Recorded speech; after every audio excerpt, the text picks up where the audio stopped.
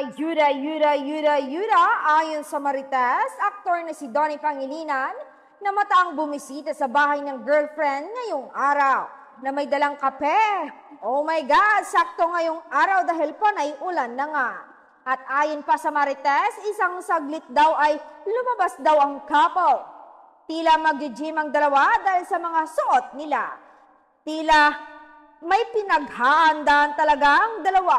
Yun nga lang, wala pang balita kung ito'y teleserye o pelikula.